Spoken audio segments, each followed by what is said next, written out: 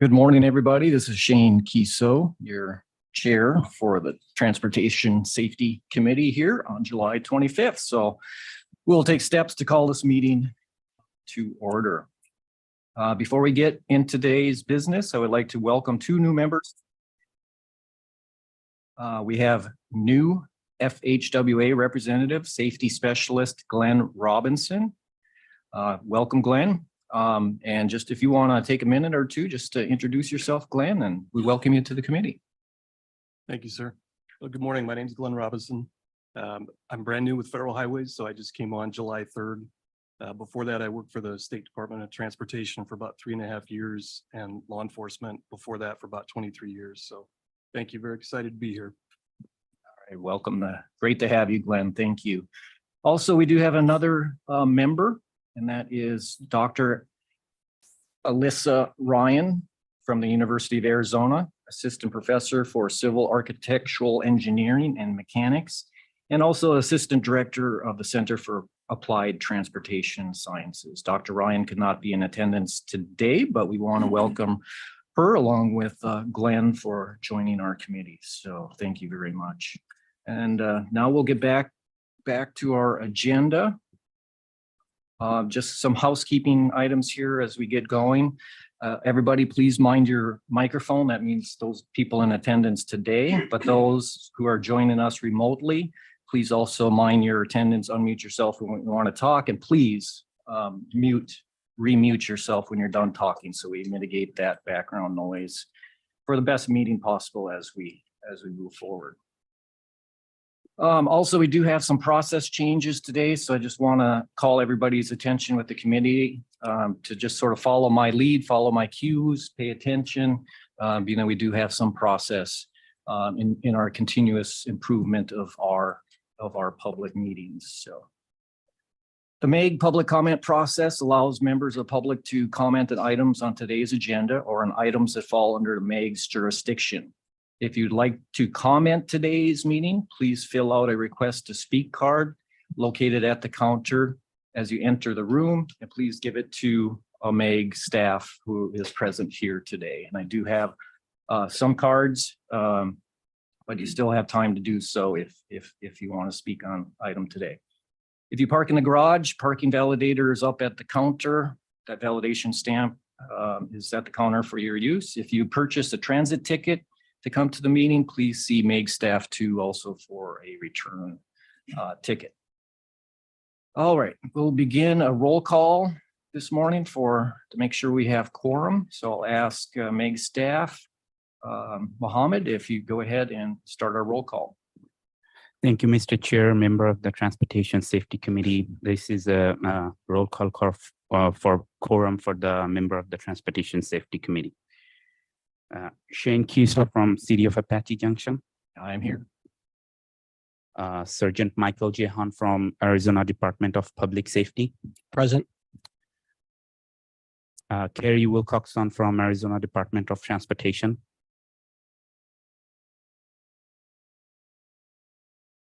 Raj Thoram from City of Avondale. Present.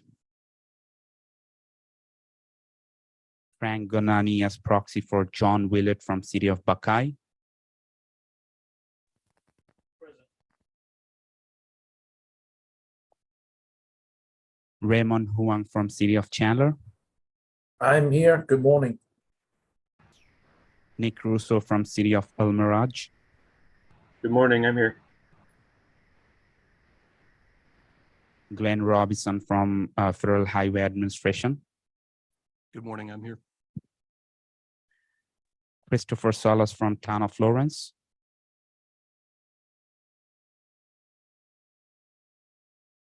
Aaron Pinkerton from Town of Gilbert. Good morning. Present. Tony Abbo from City of Glendale. Hugh Bjork from City of Goodyear. Kate Drunaski from City of Litchfield Park. Good morning, present. Carrie Osborne from City of Maricopa.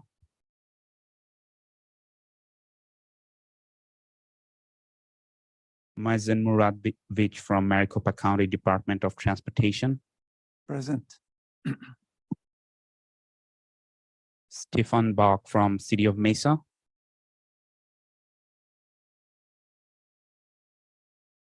Austin Kennedy as proxy for Brandon Forey from City of Peoria. Present. Kurt Miyamoto as proxy for Carl Langford from City of Phoenix. Present. Tara Harman from Pinal County. Present. Jan Martin from Town of Queen Creek.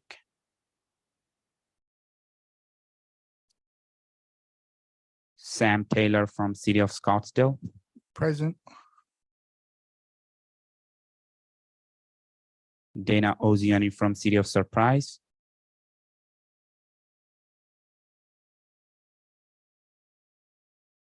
Michelle Bakley as proxy for Ellie Volusian from City of Tempe.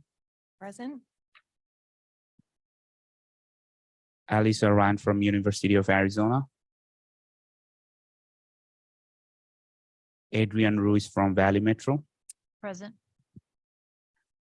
With that, Mr. Chair, the quorum has been established and concludes the roll call. Thank you.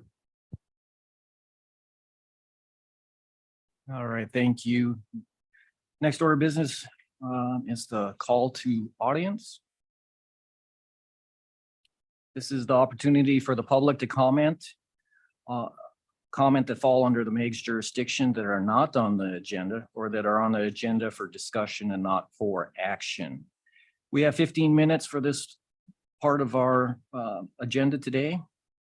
And with that, I think we have about 5 that have submitted cards. So we will have the timer going, which is a 3-minute timer to make sure we keep within that 15 minutes of within the meeting here. So the first speaker, I'll call by name, and up at the lectern at the front of our room, there is a microphone and there's a button on the bottom and you see the green light and you should be ready to speak. So first speaker we have here today is Janet Patrick.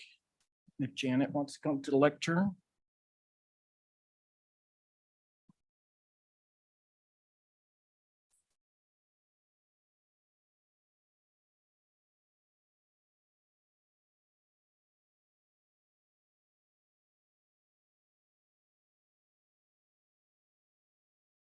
Good morning, committee.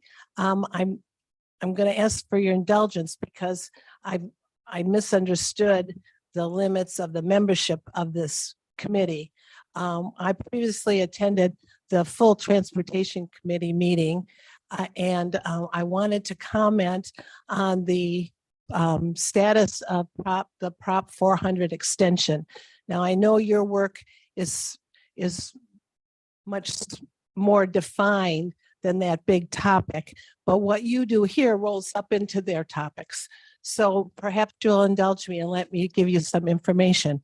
At that meeting that I attended, it was mentioned that one of the members from the meeting said he was unfamiliar with a lot of the current terminology regarding road diets and 15-minute cities. And he asked for a briefing so the committee could be better informed on that. I don't know if they've had their briefing or not, but I do hope that they would encourage some opposition comments from groups that have been researching this at the national and state level to understand the topics relative to these. And I would recommend to you to talk to the Arizona Free Enterprise Club, who has done extensive research relative to what being proposed as the 2050 plan. At the meeting, at that meeting, there were representatives there from the cities involved in MEG, elected mayors, city councilmen, giving their input on the support for the veto of the 400 extension. What I need to know, and I know you can't answer this, is why would those local elected officials go against their own voters who have sent people to the state legislature who's responsible for managing the highway funds. So there seems to be some kind of disconnect there. Why would they not want a statewide initiative to maintain our highways and arterial roads just because Valley Metro wasn't going to get the 40% of the highway funds that they asked for? I think everyone involved in transportation in Maricopa County needs to have the full understanding of what's being asked for in these 2050 plans at the state and the city levels. Statewide funds need to be managed by the legislature because Maricopa, one county, can't claim all the funds for the other 14. Thank you. Thank you, Janet. All right, next speaker I have by first name only, Mike.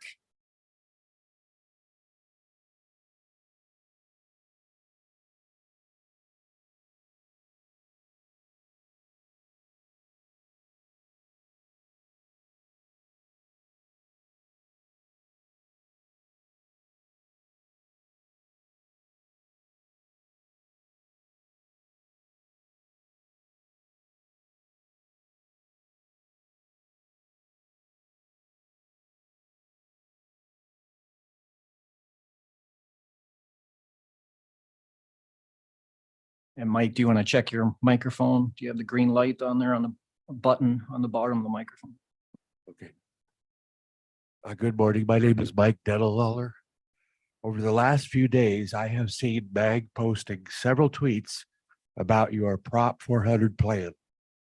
One in particular boasted that the plan includes 36 miles of bus rapid transit, but it doesn't specify whether this would be done with dedicated lanes for the buses or on shared lanes. It would be one thing if you are just adding more buses to the system that have fewer stops and connect busier locations. But if you are going to narrow existing roads or take away existing lanes to barricade them off for the exclusive use of 1 or 2 buses every hour that will probably be empty, it will be a huge problem.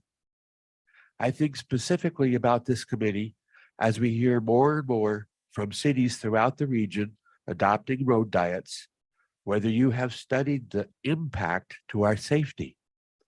By making our roads narrower and reducing lanes, you will increase congestion and increase response times for emergency vehicles.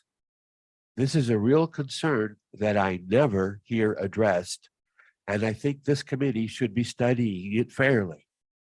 We don't want road diets to begin with, but we definitely do not want to make our communities less safe by clogging up streets and preventing access to our emergency responders. But that's exactly what bus rapid transit and road diets will do. Thank you.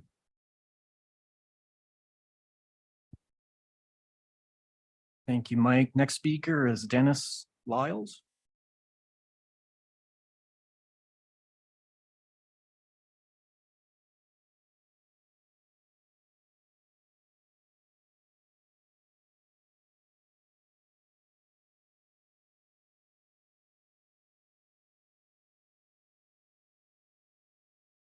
Up here. Good morning, Mr. Chairman, committee members. My name is Dennis Lyles. I'm a Mesa resident, and I'm here to talk about being strongly opposed to the light rail system. And I have 3 brief points to make. Point number 1, whenever light rail tracks are laid, small businesses close and crime goes up. Like it or not, those are the facts. I looked at the Phoenix crime map last night, and some of the most dangerous sections in Mesa, Tempe, and Phoenix are along the light rail routes. Not very safe. Which leads me to my second point. The light rail system was designed without a adequate fare enforcement system.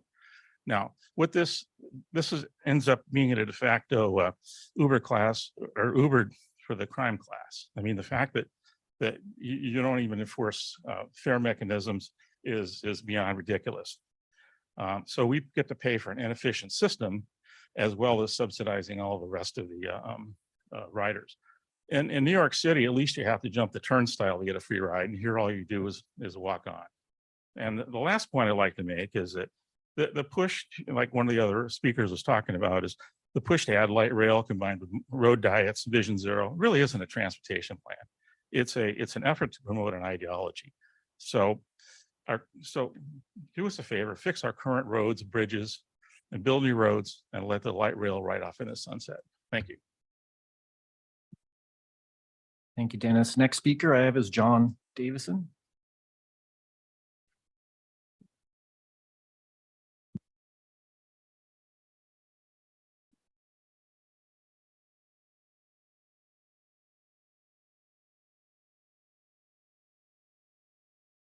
Good morning, Mr. Chairman, committee. My name is John Davison. I'm a native Arizonan, lived in Tucson and Mesa all my life. And with that, I live in a community. It's Sunland Village East, and it's a retirement community. And public safety for us is numero uno. That's all we wish is, and that should be, as far as city or municipal, county, state, federal, whatever, that should be number one on the list is public safety. Anyway, we keep seeing in the news how records are being broken for the number of days above 110 degrees here in the valley, and we have recently had days nearing 120. We live in a desert. Okay, I've lived in a desert all my life.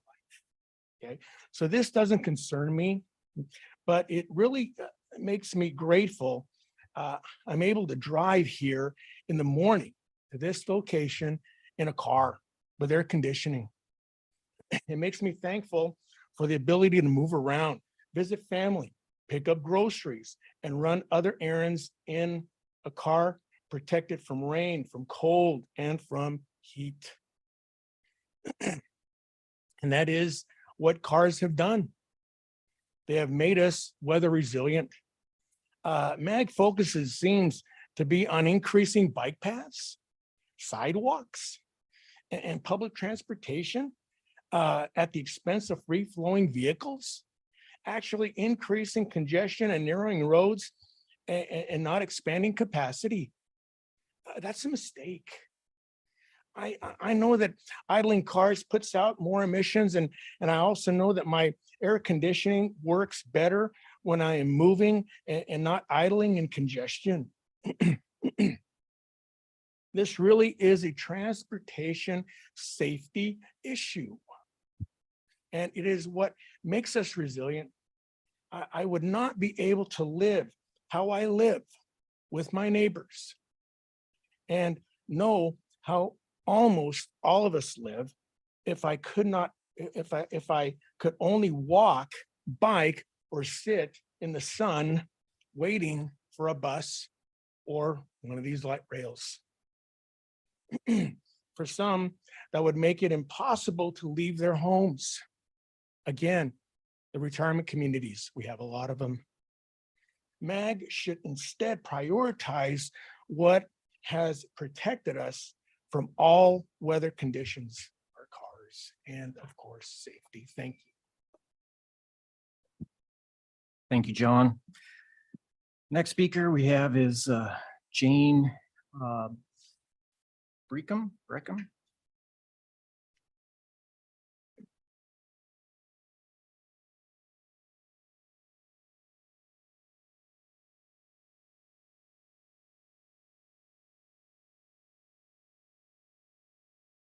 Hi, good morning. Thank you for listening to me. My comments were really similar to the last gentleman.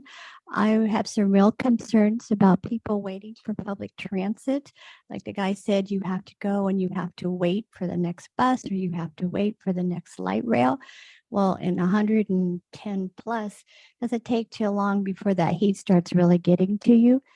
And especially if you're expecting people to take public transit to work, that's going to be a real problem because you're going to, people, by the time you get to work, you're going to be very sweaty. And a lot of times, depends on where you work. Some people have an office to go to, and some people just go and they have their own locker wherever they're working. And then there's a lot of people like where I work, they have lockers, but they're not assigned to you. So you can't leave your stuff there overnight. So if you have to take public transit to work, you've got to carry all the stuff that you need with you to work. Then if you're waiting for the buses or light rail, then you got to take extra water with you. And it's pretty impossible to carry all that stuff that you need to go to work and wait there for a bus or for a light rail. And that's all I have. Thank you. Thank you, Jane. That was the last speaker. And just as chair, I appreciate those speakers taking the time today and sharing their thoughts, concerns with us this morning.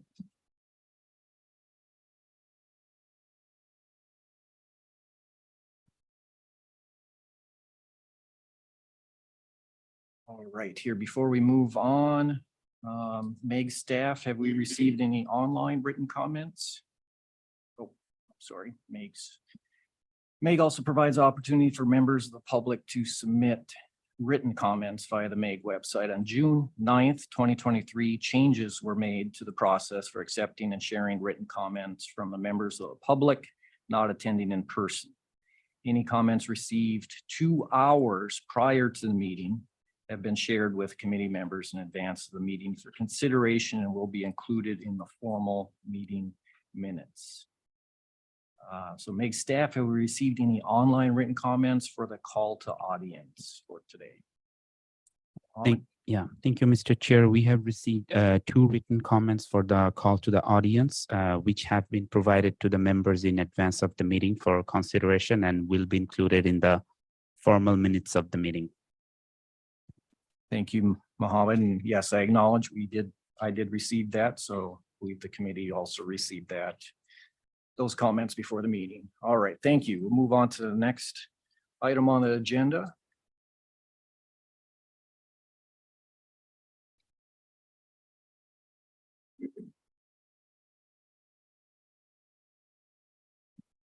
All right, and item 3 is the program manager's report. So I'll have Ms. Herrera, Margaret will provide a report to the items of general interest to the Transportation Safety Committee. And this is for information only. So if you do have any questions, please follow up with Margaret after the meeting. Margaret? Thank you, Mr. Chair, members of the Transportation Safety Committee. I have a couple of items today to briefly go through with you. The first, next slide, please, will be some updates on our 2023 and 2024 fiscal year projects.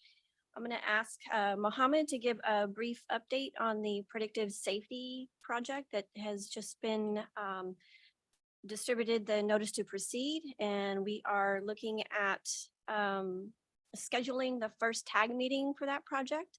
And Mohammed, if you have anything to add, if you'd like to. Yeah, thank you, Margaret, Mr. Chair and member of the Transportation Safety Committee. So we just have had our internal kickoff meeting, and we are actually going ahead to schedule our first technical advisory group meeting during the first week of August. And based on that meeting, we're gonna have some more directions about which way to go and what data sources to be used for collecting the data that's important to get this project going. Thank you. Thank you, Mohammed. The second project you see there is the fiscal year 2023 Regional Priority Safety Implementation Toolkit, or RPSIT. We also issued notice to proceed on that project and had the first tag meeting back in June. And this is a project that we're really excited to get going. We've scheduled the second tag meeting for the end of August.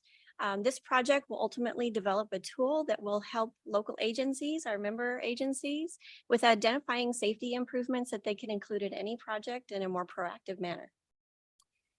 The next project here, I might also invite Mohammed to give a brief update on the fiscal year 2023 bicycle and pedestrian near miss analysis. This is a project that we collaborated with our emerging technologies program here at MAG.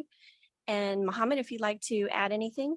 Yeah, thank you, Margaret, Mr. Chair, member of the Transportation Safety Committee. So as of yesterday, we completed all of our near miss analytics data review with the vendor and also our 2 involved consultants. So from now on, the consultant's gonna be summing up all the findings based on the near miss analytics and the field reviews that we have done. And then we're gonna be presenting the findings in front of the stakeholder agencies, City of Phoenix, Mesa, Tempe, and Valley Metro. And we're gonna be planning to wrap up the projects by the end of September. Great, thank you, Mohammed. The next one is the fiscal year 2023 Safe Routes to School studies. We're looking to wrap those up. We did have some instances where in this town of, in the city of Buckeye, the school actually ended about a week earlier than the rest of the schools do. And so there was some work that we needed to get done, and we will be suspending that until school gets back into session so we can complete those projects. The fiscal year 2023 local agency safety studies, or LASS, those are about 70% complete. We did have traffic counts that need to be completed, and that again, because of the summer months, we want to collect those counts during regular volume times for traffic. So we will be picking that back up here in the fall to complete that. If you see in the middle of the page there, the safety data new year, we are anticipating the new the new calendar year 2022 crash data to be released from ADOT. And once we get that, we will start really our new year of safety analysis, where we'll get it into our system and use it for several things, including identification for locations for road safety assessments for the upcoming program. We have begun on the fiscal year 2024 Safe Routes to School studies and coordinating scope concurrence with the member agencies that have Safe Routes to School studies in the tip for 2024. So we're doing a lot of kind of planning ahead of time on that to get those going here in the fall as well. In addition to that, one of our action items today is related to the CME-AZ, specifically the media consultant contract. So once we get that underway, we will start doing our planning and some education events and things like that through the CME-AZ program. Next slide, please.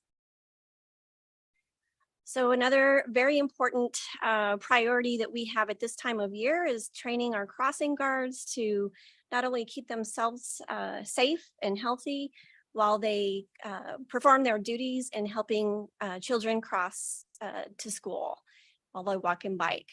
So I provided this information back in May, but just to reiterate that we have 3 in-person sessions this year. During COVID, we did hold them virtually.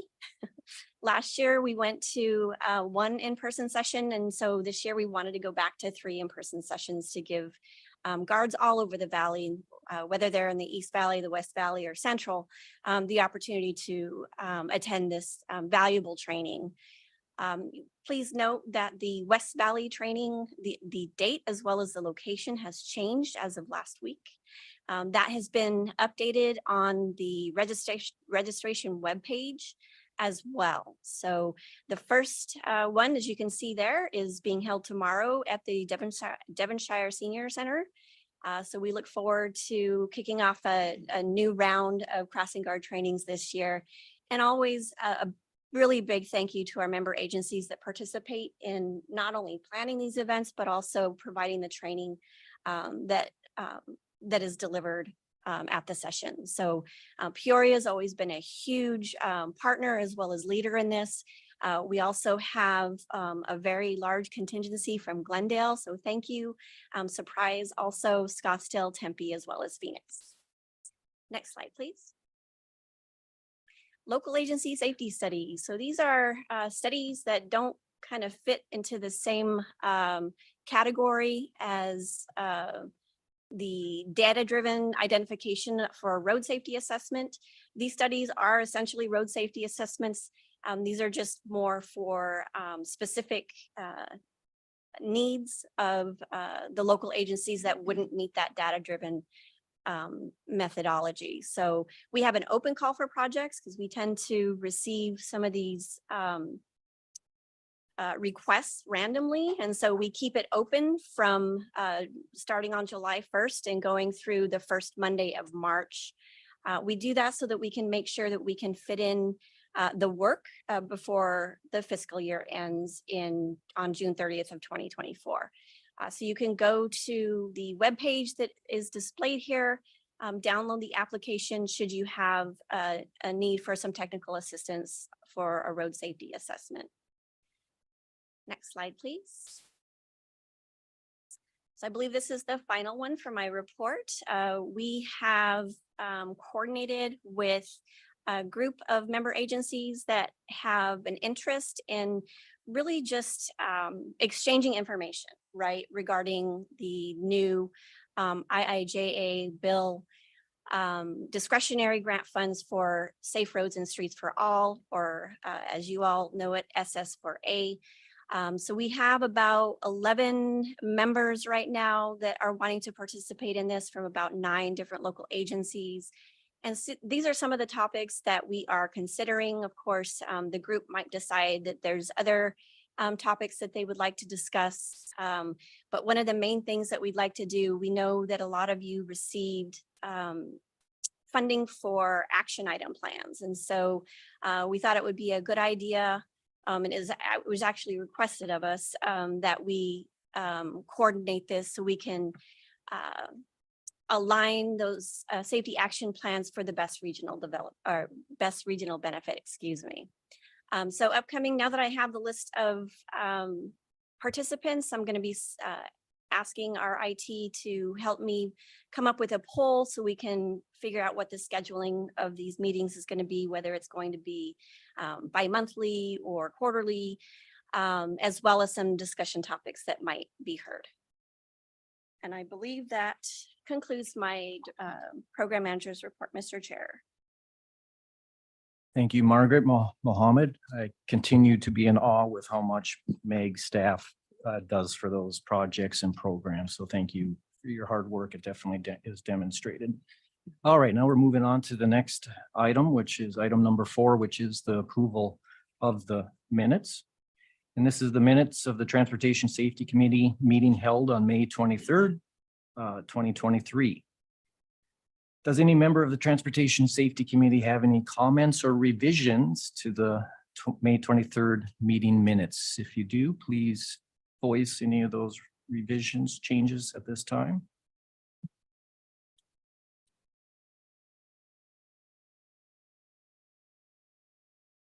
All right, I hear none.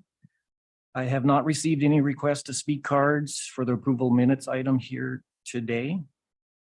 Meg staff, have we received any online written comments for this item in the agenda here today? Comment? Thank you, Mr. Chair. We have not received any written comments for the minutes. All right, we'll move to any entertaining of any motion. So do I have any committee member that would like to move forward the approval of the minutes of the May 23rd, 2023 Transportation Safety Committee meeting minutes? Here with Gilbert, I'll give a motion to approve. Mazurovich McDott, I second that.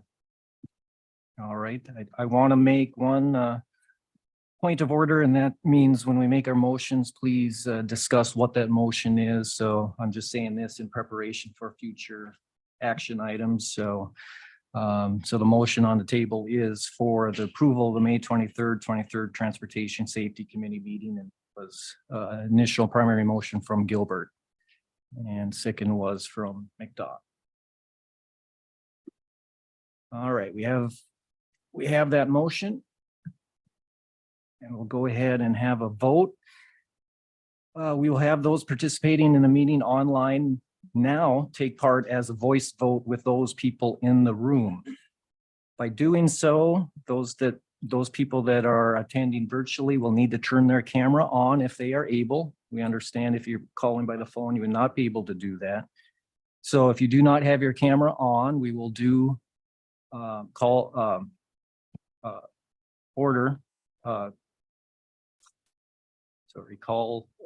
have Mohammed do a call to order of those votes, but for the voice vote, you need to have your camera on. So that's one procedural change. So please follow my lead and we will try to get through the vote as efficiently as we can. And we need to have the faces for everyone to participate in the voice vote. So that's why we are asking this. Staff will only call on those virtual participants who did not turn on their voice camera for the call to order vote.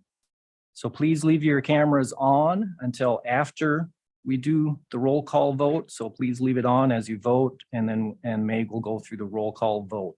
If we don't see you, then we need to call on your name. All right, so I'll go ahead and we'll have a voice vote at this time. So those in favor say aye.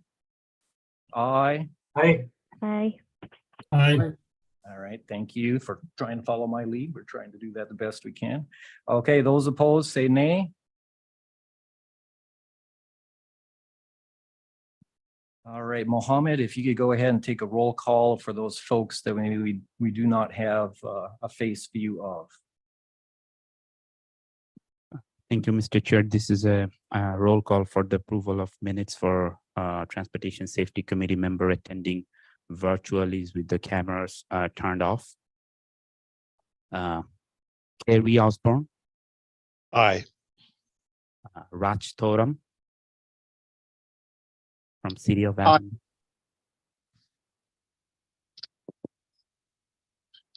Aye.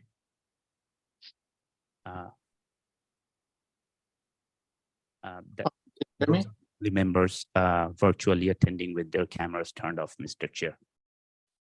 Have I missed anyone? Yeah, I think Kirk Miyamoto as proxy for Carl Langford from City of Phoenix.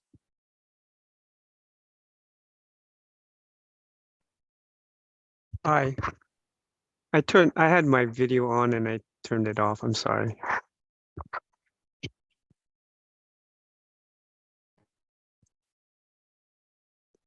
That concludes the roll call for this item, Mr. Chair.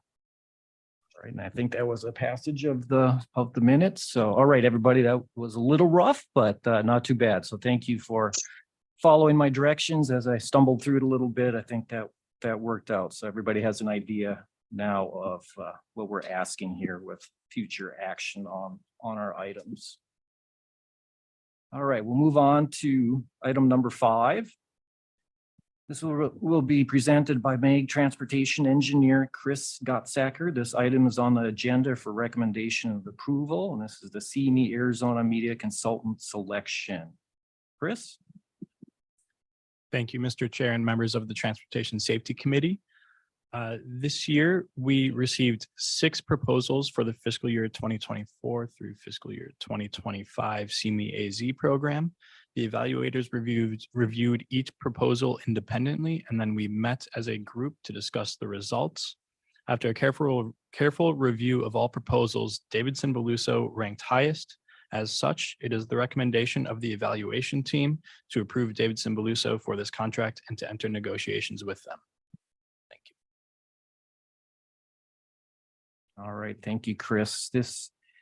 This is for our action here tonight. So do we have any questions for Chris at this time by the committee?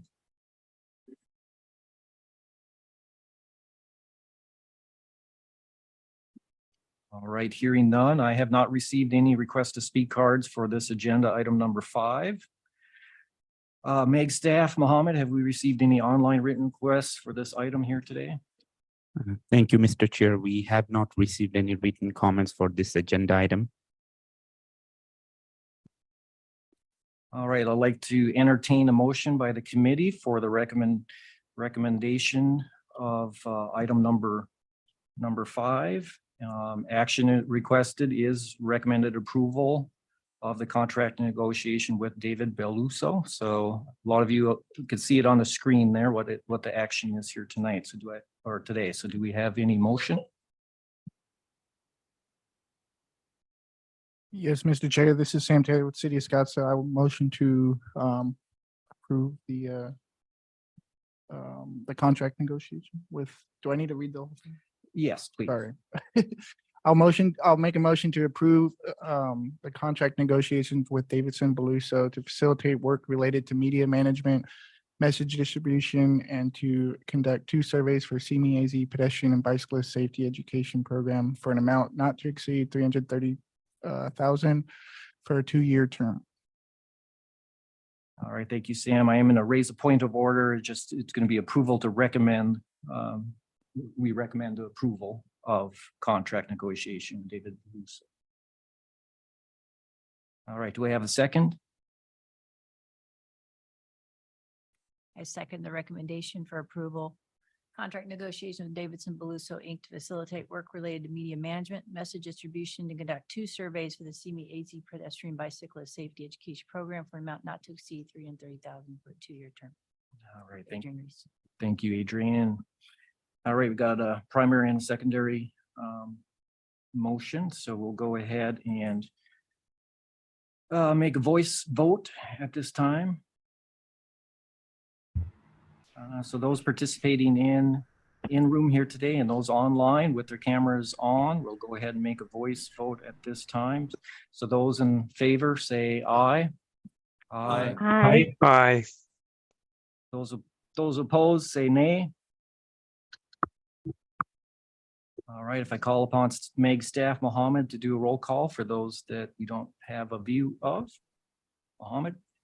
Thank you, Mr. Chair. This is a roll call vote for agenda item number 5 for MAG Transportation Safety Committee members who did not turn on their cameras. Carrie Osborne. Aye. Raj Thoram from City of Avondale. Aye. Are there any members that I have missed? That concludes the roll call for this item, Mr. Chair. Thank you, everyone. Very well. All right, we'll move on to item number 6, which is the Regional Strategic Transportation Infrastructure Investment Plan Update. This will be presented by MEG Transportation Planning Program Manager, Audra Coaster-Thomas. This item is on the agenda for information and discussion. Audra is coming up to the table now. Welcome.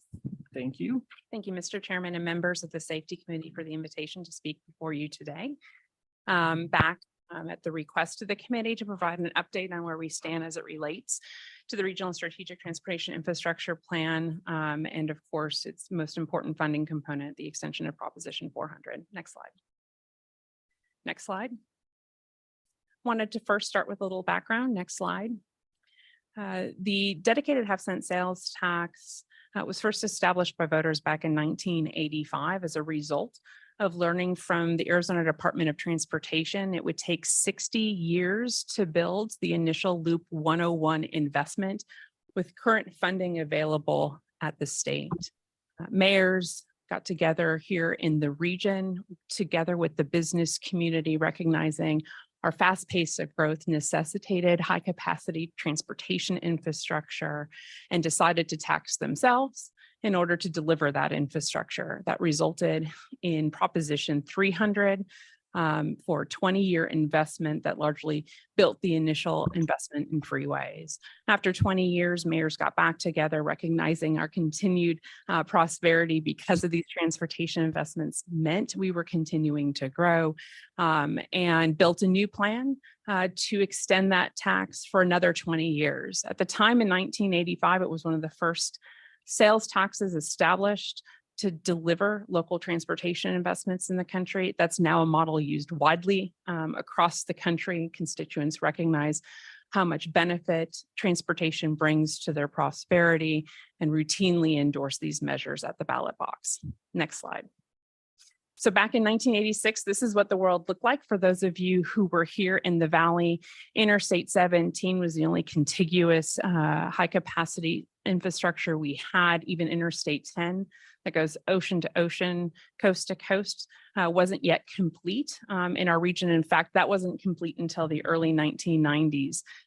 Many who were here in the 80s talk about how you got around the Valley using the arterial infrastructure, that unique grid network that does even still today carry about half of our commuting traffic and serves as the backbone of our transit system, but certainly wasn't enough for a fast growing region. Next slide. This is what Proposition 300 delivered. Loop 101, 202, the 51 and 143. What you don't see on this slide, of course, is the additional investments and building out of lane miles on that facility or those facilities, including the HOV network. Next slide. This is what Proposition 400 delivered, the extension of that sales tax, including Loop 303, the South Mountain Freeway, helping to bring light rail to the region, opening of streetcar in Tempe just last year. What's not illustrated on this mile is over 7 million bus transit revenue miles each and every year. It's the funding source for ADA paratransit service. Here in the region, serving our most vulnerable users, our seniors and disabled across the region, delivering more than 250 miles of arterial investments, widening those freeways, adding HOV lanes, adding traffic interchanges throughout the system, as well as a myriad of other investments. Next slide.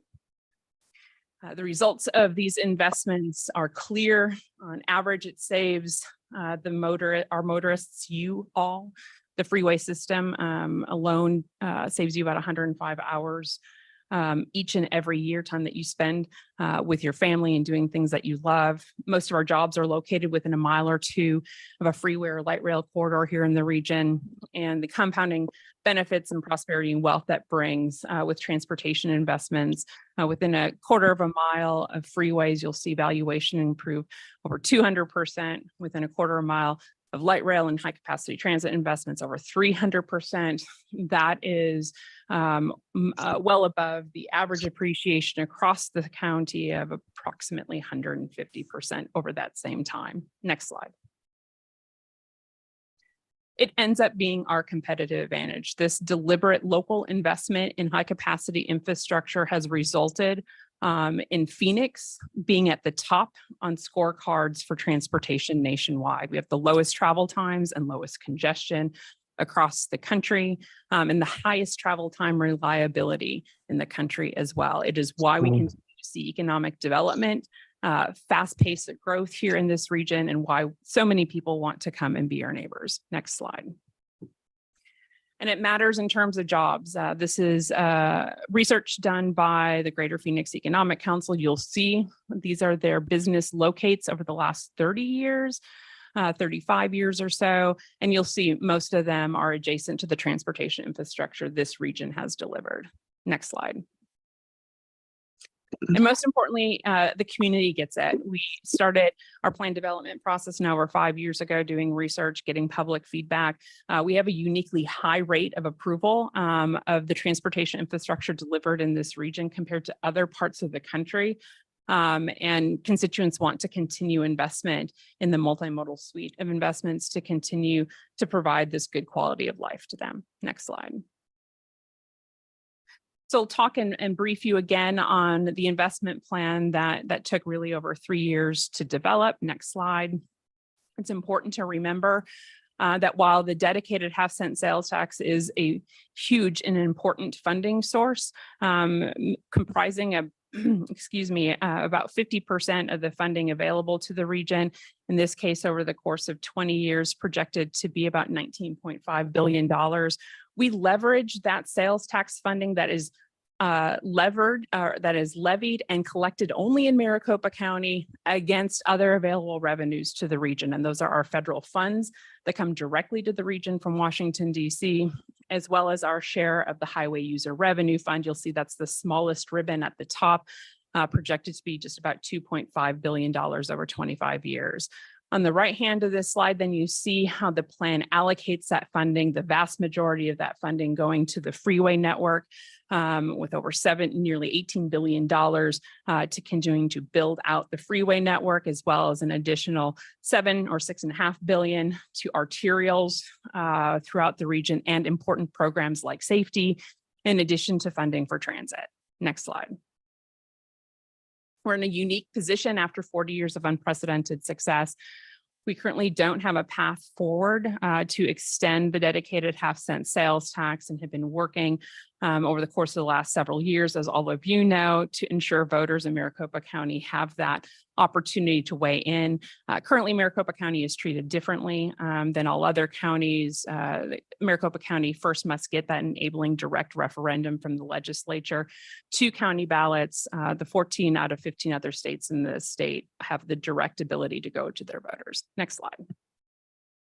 If we're unable to extend Proposition 400, more than half the available revenues to the region will be lost. It'll be a decimation of our transportation infrastructure investments. All we will have left is the federal formula funds and the small amount of revenue that comes from our share of the Highway User Revenue Fund. It will likely be placed simply in major rehabilitation projects and or safety projects. We will not be able to expand the system for the fastest growing county in the country. Next slide. So to provide just a brief update on what we call enabling legislation, again, the statutory guidance that will have a direct referendum to county ballots. Next slide.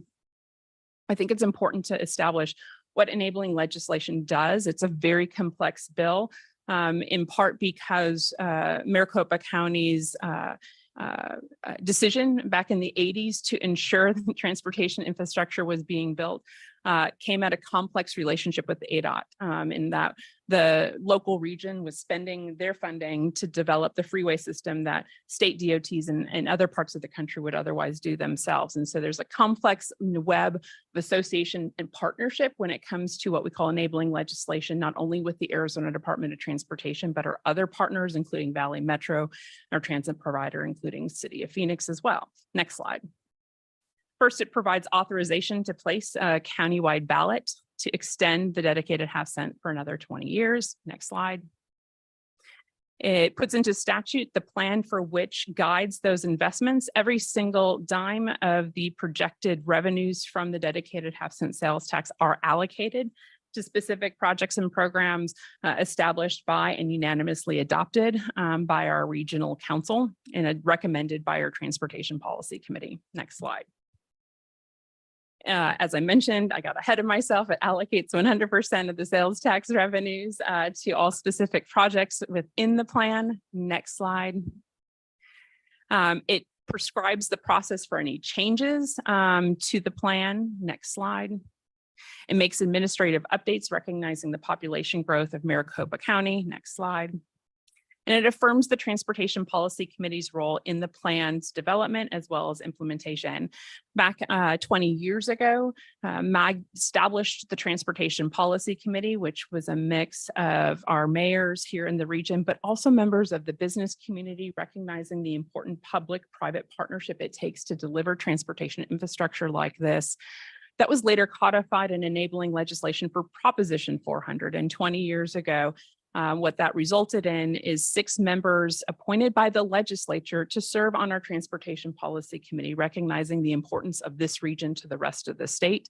And so the 6 members of the Transportation Policy Committee are business members representing different interests and are appointed by the Speaker of the House and President of the Senate, recognizing again that important relationship with the legislature and their involvement in the development as well as adoption of the plan itself.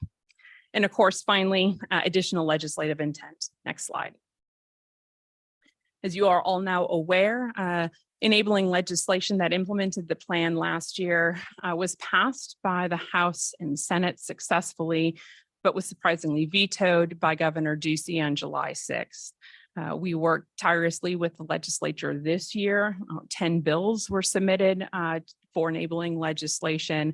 Senate Bill 1246, a strike everything bill by Mr. Cook, was ultimately delivered through the legislature on a partisan ballot and was ultimately vetoed by Governor Hobbs on June 20th at the request of the mayors that comprise the Maricopa Association of Governments. The bill that ultimately was passed by the House and Senate did not implement the unanimously adopted air quality conformant plan, and that was the reason that the mayors requested the veto and Governor Hobbs delivered.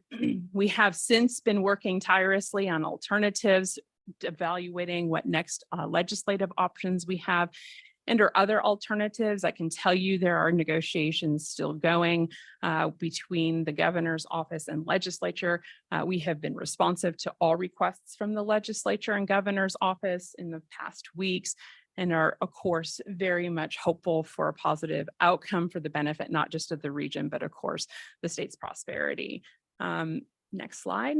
I think that concludes my presentation today and update. You'll see here again pictured the Transportation Policy Committee on the day they unanimously recommended the plan for approval. It includes the business members that are appointed by the legislature in this photo. And again, a recognition of the effort that your mayor certainly, but also the business community has put into this endeavor. With that, Mr. Chairman, that completes my presentation. I'd be happy to answer any questions now or offline. Thank you much, Audra. So do we have any questions by the committee members?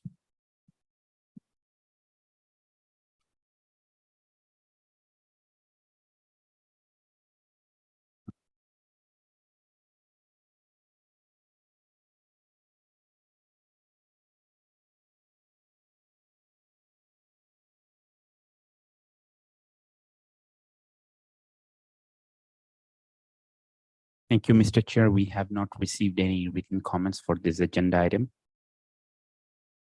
All right, thank you. And thanks again, Audra. All right, we'll move on to item 7, which is report by committee members. Item 7 is for information only. I would like to invite any members of the Transportation Safety Committee to report on ongoing safety-related project activities within their jurisdiction. We'll begin here with those in the room, and then Mr. Shahid will use the roll call sheet to request member reports from those attending virtually. So we'll begin in the room. I think the last couple of meetings I started my right left, so I'll go today. I'll start in myself. So Shane, City of Apache Junction, I'd like to report on one thing, and that has to do with South Ironwood. It is a designated safety corridor a couple of years ago. We do have a significant master planning community currently happening down there. So if you currently drive South Ironwood on your way to Santan area or East Queen Creek area, it is a continuous, very busy work zone. So I just wanted to say that we continue to provide caution out to citizens traveling through that corridor, being that there's a lot to look at and a lot of things going on within that work zone. Part of that, I'd like to report that the city of AJ, we have our first fiber network infrastructure in the ground as part of that project. So we are excited what opportunities that will bring for our traffic signal systems. First phase will include those traffic signals that are planned along part of that corridor, and then hopefully connecting with some of our existing signals that bring traffic up to the 60s. So we're excited about that and excited to continue our planning with fiber network we're getting in the ground. And we've depended for quite a while on radio systems, but we know the future lays with, again, a fiber network system with the city of Apache Junction. So excited to report on that today. So, all right, we'll go to the left, maybe Sam. Yeah, thank you, Mr. Chair. You have, this might be more of a question for Mag. In the city of Scottsdale recently, we've been getting a lot of political attention on the topic of road diets. Wondering if MAG would consider doing a regional study to look into the safety impacts of these really traffic control devices as we see them. I think there's a lot of misunderstanding out there about what they are and how they're implemented. So I'm wondering if MAG would consider looking into doing a regional study. There's been a lot of federal studies that have looked at these, but I'm not sure if there's been a detailed safety study done in Arizona, and I think it might help the public's understanding of these things. So that's one thing I wanted to bring up. I also wanted to thank MAG staff and Audra specifically on all the work you guys have been doing on Proposition 400.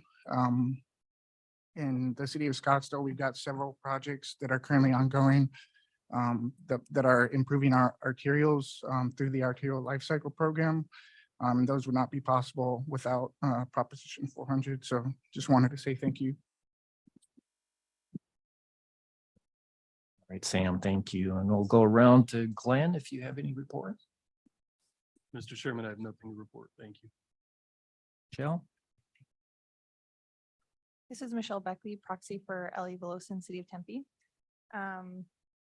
Couple of small updates. The city is embarking on a sidewalk inventory project from arterials, collectors, and locals as part of Vision Zero to look at any missing gaps, any insufficient areas as an important connection to all the various places in our city. We're also rolling out retroreflective backplates on the ADOT style modular signal poles. As you know, most of the signals in Tempe are the modular style, but looking at the ADOT signal poles to draw some more attention. So I think those are the two updates for today. Thank you. Thank you. Lawson?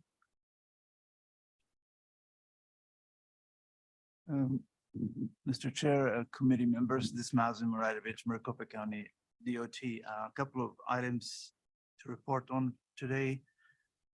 McDOT started in this month the kickoff design meeting 30% for two of the projects that was awarded to the county through the HSIP funding program for 25-26. One of them was the All US 80 project, which is going to be overlaid with high friction surface treatment. The other one was a passing lane southbound direction on Wintersburg Road between Van Buren to all the way to Siloam Highway.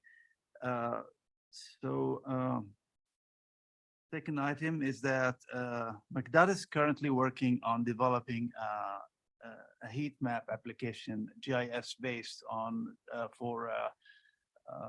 based on crash rates and totally GIS based designed per classification in an attempt to develop a methodology to try to develop ranking for the different sites to initiate and streamline safety studies. That's all. Thank you. Thank you. Sergeant, anything? Thank you, Mr. Chairman. I've recently transferred to a new assignment within DPS and patrol. I've been on the committee for just over a year now. I want to thank you guys for the opportunity. It's been great.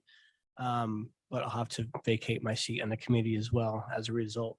Sergeant Craig Martin, who's with me this morning in the audience, has taken my place in HP Division. I think it'd be a great fit for the committee.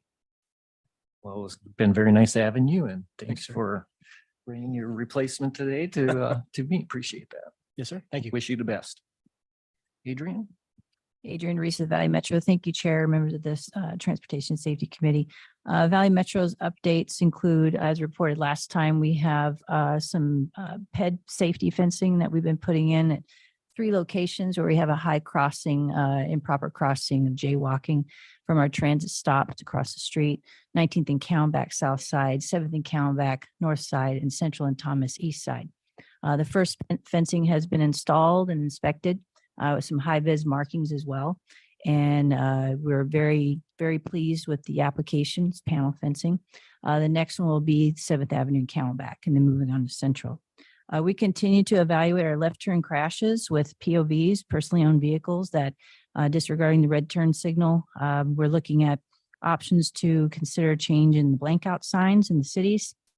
Going to work with the cities on this and the signalization system so we can have those protections as we go through the intersections from POV and LRT impacts. Bus crashes as well. So we're doing a study for that in addition, and very interested in the grant opportunities through MAG where we could definitely work with having a consultant to look at some of our high crash areas with bus and POVs and PEDs as well. And that concludes my update. Thank you very much. Thank you, Adrian. I think I hit everybody in the room here. So Mohammed, can we do a roll call to get those attending virtually? Thank you, Mr. Chair, member of the Transportation Safety Committee. I'll state the name of the members of the Safety Committee for the report. Austin Kennedy as proxy for Brandon Forey from City of Peoria.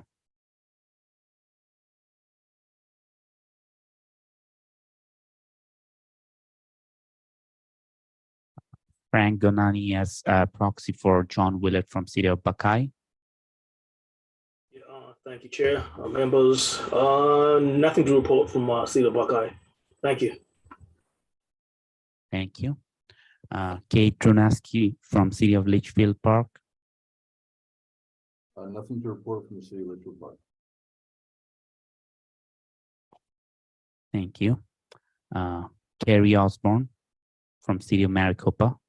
Nothing to report from the city of Maricopa at this time. Art Miyamoto as proxy for Carl Langford from City of Phoenix. City of Phoenix constructed its 86 Hawk last month. That's it. Thank you. Thank you. Nick Russo from El Mirage. Nothing from El Mirage. Thank you.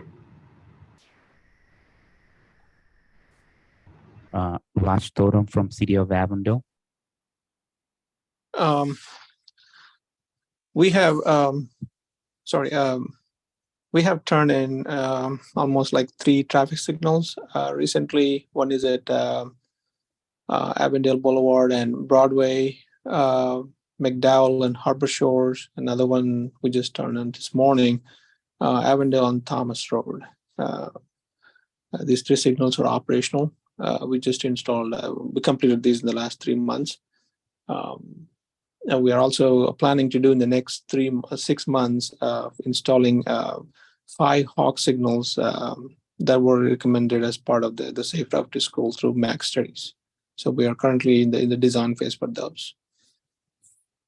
That's all I got. Thank you, Mr. Raj. Raymond Huang from City of Chandler. Nothing to report at this time. Thank you. Tara Harmon from Pinal County. Thank you. Nothing to report from Pinal County at this time. Thank you. And that concludes the roll call for report by members of the Safety Committee, Mr. Chair. All right. Thank you, everybody, for those. Mr. Chair, I think there's Terry Wilcoxon from Arizona Department of Transportation. Apology for missing your name. That's okay, Mohammed. I understand. I was late to the meeting, but I did want to let everyone know that we are out probably about a week out from our release of the 2022 crash facts and the 2022 crash data. We have delayed it beyond where we would normally release the data, primarily because we wanted to make sure that our new director of the Governor's Office of Highway Safety is on board and fully briefed. But we are expecting that last hurdle will be cleared later this week, and we will be able to release the crash facts and the related data either late this week or early next week to member agencies and members of the public. And that's all we've got. Thank you. Thank you, Gary. Are there any members attending virtually that I have missed? That concludes the roll call for this item. Thank you, Mr. Chair. All right. Thank you, everybody. Thank you, Mohammed, for that. We'll move on to the next item, which is item number 8, request for future agenda items. This is for information only. Does any of the members of the Transportation Safety Committee at this time have any topics or issues of interest that you would like to have considered for discussion in future meeting? I know Sam in his report, I think, brought up one, which will keep that in mind, but anybody else at this time? All right, hearing none, but if you think of any, feel free to contact myself or Margaret by email if it comes to any other agenda items. All right, we'll move on then to number 9, which is the next meeting of the Transportation Safety Committee. It will be held at 10 a.m. on Tuesday, September 26, 2023. Attendance in person, of course, is always encouraged up on second floor in the Ironwood Room. Virtual options will be available. And again, thank you. We're concluding our meeting here today, and thank you for your patience as we continue to strive to integrate technology and strive to our continuous process as a committee. So appreciate your patience and patience with me and with everybody. So I wish everybody good safe time until we see each other again. And at this time, I'll go ahead as chair with authority given to me to adjourn. Thank you, everybody. Thank you, everyone.